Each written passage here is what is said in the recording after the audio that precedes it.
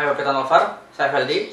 Hari ini saya akan membahas topik tentang apa yang harus kalian lakukan sebelum memelihara babi piton. Jadi kemarin saya sudah memberikan informasi apa aja harus kalian lakukan sebelum memelihara ular. Ini minggu ini lebih spesifik untuk spesies babi piton ya. Jadi sebenarnya hampir sama seperti yang minggu kemarin, cuma ada sedikit spesialisasi aja. Yang pertama, kalian tetap harus mencari informasi tentang babi piton itu sendiri ya. Apa aja yang kalian bisa cari, silakan cari, bisa dari perawatan harian, mangsa, lalu setup kandang, dan cara untuk seumpama kalian tergigit sampai babi piton itu melilit tangan, apa yang harus Anda lakukan. Itu kalau misalkan kalian nggak ada pendamping, saya sangat rekomendasi mencari video seperti itu. Karena kita biasa pemula kan kena gigit terus panik kan, ini gimana yang ngelepasinnya, akhirnya dari kepala. Jangan, dari ekor dulu, karena kekuatannya itu ada di ekor. Kalau ekornya nggak bisa mengunci, dia nggak akan maksimal gigitannya gitu. Lalu yang kedua, usahakan cari informasi tentang yang menjual makanan ularnya ya, bukan makan buat orang, makan si babi piton itu sendiri. Saya sangat merekomendasikan untuk mencari yang menjual red, bukan muncit, bukan anak ayam, tapi red. Nanti akan saya jelaskan lebih spesifik untuk mangsa ini, tapi saya sangat merekomendasikan untuk red ya. Karena babi piton termasuk yang picky eater, jadi jangan sampai mengubah menu sembarangan. Ya memang ada beberapa yang bisa dilatih untuk ganti-ganti menu, tapi saya sangat merekomendasikan untuk satu jenis menu sendiri, karena di alamnya pun babi piton hanya spesifik untuk makan satu spesies itu. Lalu habis itu untuk pendamping bisa jika ada, tapi jika nggak ada, kalian lebih mengandalkan dari informasi yang udah kalian cari sendiri ya. Jadi kalau misalnya ada yang bisa mendampingi, memberikan informasi secara pasti, kompeten gitu ya, itu lebih bagus lagi, karena supaya perawatan yang kalian lakukan itu bukan hanya sekedar katanya, dan itu menurut saya fatal sekali. Mungkin untuk 1-2 bulan itu masih katanya masih oke ya, tapi untuk jangka panjang kalian harus cari informasi yang lebih spesifik, karena babi piton itu umurnya bisa sampai 20 tahun lebih. Jadi jangan sampai kalian baru melihara sebentar mati, itu sayang banget. Apalagi kalau sudah misalkan udah ada perasaan agak terikat gitu ya, itu pasti sedihnya bukan main. Lalu yang ketiga,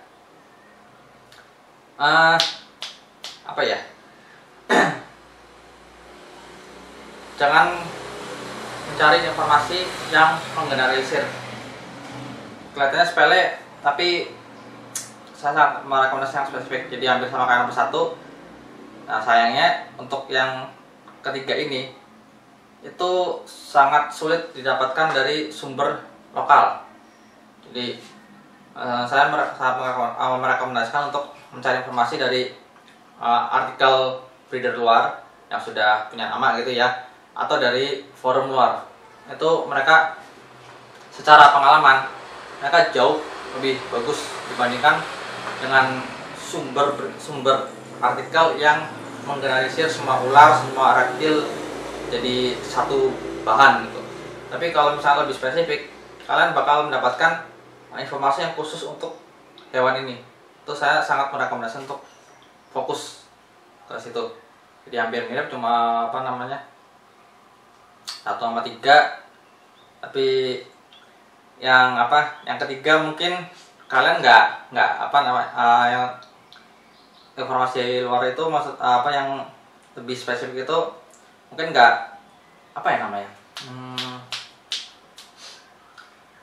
nggak langsung kalian cari di hari pertama, atau misalkan saat baru ingin memelihara, tapi lebih untuk misalkan kalian sudah sekitar 6 bulan, 1 tahun memelihara gitu, itu biasanya baru ada keinginan untuk mencari lebih jauh tentang hal tersebut gitu ya.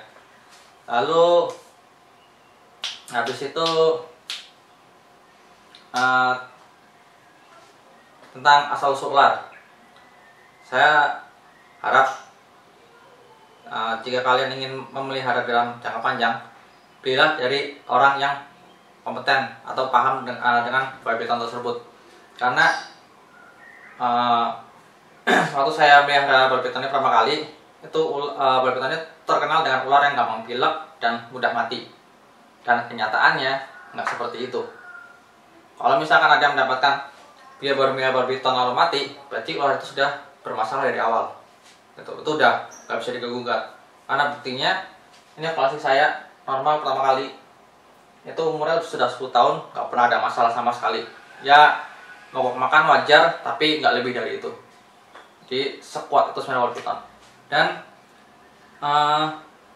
waktu saya pertama kali gabung komunitas itu ada sekitar 3 orang termasuk saya sendiri itu yang memelihara babi piton, dan waktu itu emang udah terkenal dengan ularnya sangat lemah. Buktinya ya saya yang masih bertahan, bayangkan 10 tahun, dan sampai sekarang untuk di Purwokerto kayaknya masih yang tertua kayaknya. Nggak tahu kalau ada yang lain ya gitu. Lalu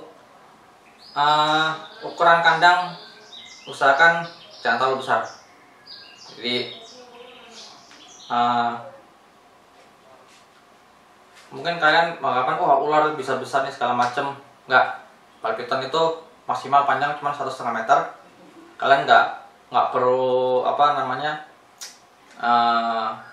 bikin kandang besar-besar, yang ada malah stres gitu ya. Kecuali seandainya kalian mau bikin terrarium seperti itu, scape gitu ya, dengan ukuran besar, itu harus menggunakan hiding box. Nanti akan saya lebih spesifik lagi. Intinya sesuaikan dengan, misalkan kalian beli ukuran baby, ya belilah kandang untuk yang pas untuk ukuran itu. Minimal dalam kandang itu dia bisa melilit, bisa cukup tempat minum untuk menatang tempat minum ya, dan untuk berpindah posisi, karena ular itu dia bukan hewan yang jorok. Jadi saat ada kotoran dia akan mencari spot yang lebih bersih gitu. Jadi yang misalkan yang mengatakan ular bau ini segala macam, enggak, ular nggak bau. Kalau ular bau berarti lampunya jorok gitu aja. Gitu. Jadi sebenarnya nggak usah dibikin ribet. Lalu yang terakhir, usahakan minta garansi makan. Ini paling fatal, karena babi piton itu termasuk picky eater. Kalian harus minta namanya garansi makan. Oke lah, mungkin pas waktu pertama kali ular tersebut datang gitu ya, sampai rumah dia kondisi mau ganti kulit. Nah biasanya untuk kalau kondisi seperti itu, sebagian besar mereka akan menolak makan. Saya rekomendasikan untuk lebih minta tetap di feedback sama penjual sebelumnya gitu ya, penjual atau super sebelumnya gitu ya. Karena seandainya dia belum makan, itu ada beberapa faktor, bisa dari stres atau bisa juga dia sudah nggak beres dari awal. Masa nggak beres ini dia sudah membawa penyakit atau virus tertentu gitu ya. Jadi garansi makan tuh usahakan kalian mintalah, wajib lah ya, biar ya sama-sama enak juga begitu sampai gitu terus makan kan udah lega gitu ya.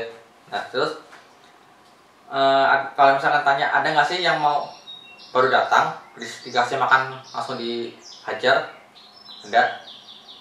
Kalian mau baru datang mau ganti kulit dikasih makan langsung dihajar? Ada nggak yang datang baru ganti kulit dikirim sampai dikasih makan nggak mau? Ada juga. Jadi kita nggak bisa mengeneralisir gitu aja. Kita harus melihat dari beberapa faktor gitu ya untuk menentukan ini ular kenapa sampai nggak mau makan gitu.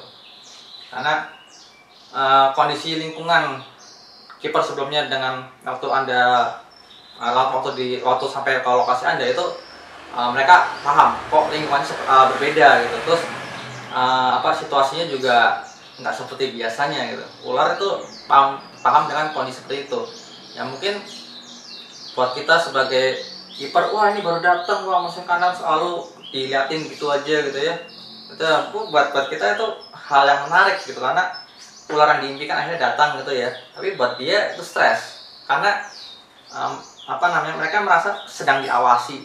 Nah mereka nggak tahu diawasi ingin ingin dimaksa atau hanya diintai biasa aja gitu. Mereka nggak tahu. Yang jelas setelah ular dalam perjalanan jauh itu sebaiknya jangan diusik.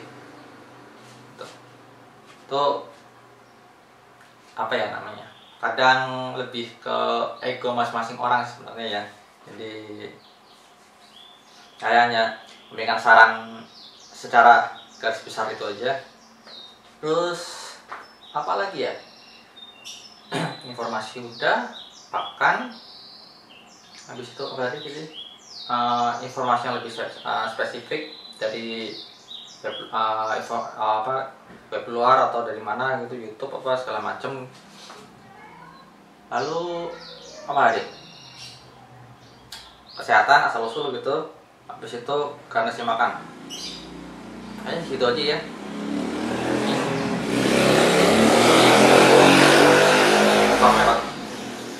Minggu depan saya mulai masuk ke yang perawatan harian. Itu aja. Bukan ada ketinggalan nggak ya? Udah gitu aja deh. Dah, ciao.